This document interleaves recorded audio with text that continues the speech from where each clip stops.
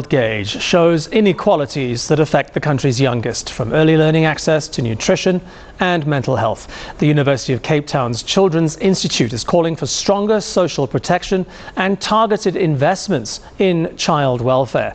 To unpack its findings, we're joined by Lucy Jamieson. She's a senior researcher at the Children's Institute at UCT. Lucy, a very good evening to you, and thank you for your time here on South Africa Tonight. What have been the main takeaways from this year's report for you? So this year we're actually focusing in on violence, and in particular on the intersections of violence against women and violence against children. And one of the critical things is your viewers will think that it's common sense that these two phenomena are interconnected. They happen in the same households, it's often the same perpetrators. But when you look at our responses to those two types of violence, actually we see that we've got separate laws and policies, we've got separate budgets, and we've got separate services on the ground. So we are calling for an integrated approach where we have a family-centric rather than a victim-centric approach to ending violence against women and children. Why hasn't that intergenerational connection between these two types of crime been made or been taken more seriously before now?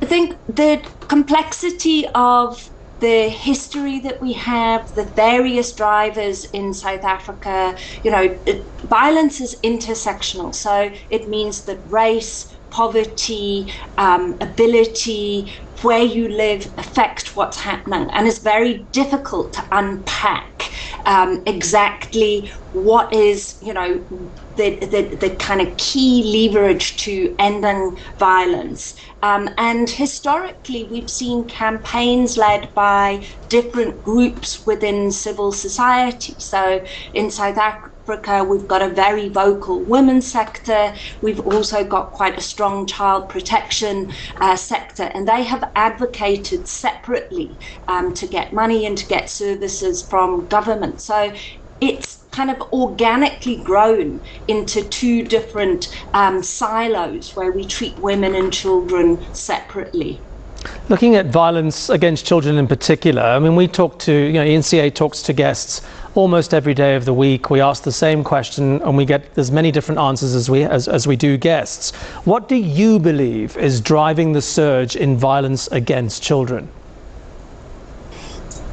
So, I mean, I'd love to see the figures that suggest that there is a particular surge in violence against children. One of the things that's highly problematic is that we don't have reliable data. The only numbers that we have coming through on a repeat basis are crime statistics. Over the course of the last 15 years, what they've shown us is that reported cases of violence is relatively steady. We've only ever had one national study to look at violence against children, so there's nothing to compare at a national level. But what we do know is that that study said that violence was at about 42%. But in what are much more detailed surveys in local communities or provinces that are carried out over time, we see much higher levels. So I wouldn't say that the evidence shows that there's a surge in violence, not in the types of physical violence, sexual violence that we've been tracking. The one exception is the online space. Obviously, with increasing access to digital platforms, we are seeing what is called tech-facilitated violence. So different forms of bullying and also predators using the online space to entice children into different forms of exploitation or even violence. So there is an uptick there because these spaces are more accessible to children, but other forms of violence have remained fairly steady. I wanted to ask you, you mentioned bullying, and obviously you're well aware of what happened at Milnerton High School just a week or two ago. We are seeing, would seem at least, to see an increase in children committing violence against other children. That must worry you.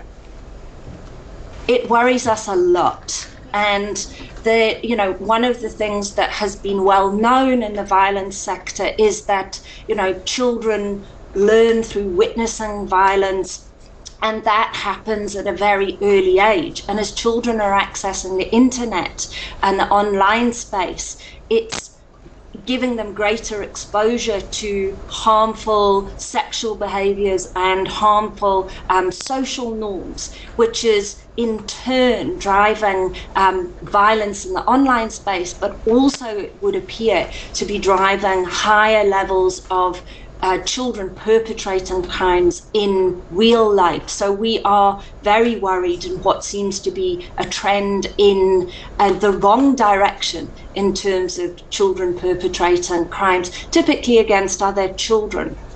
Lucy Jamieson of UCT Children's Institute, thank you very much indeed for joining us here on South Africa Tonight. The Ndamande brothers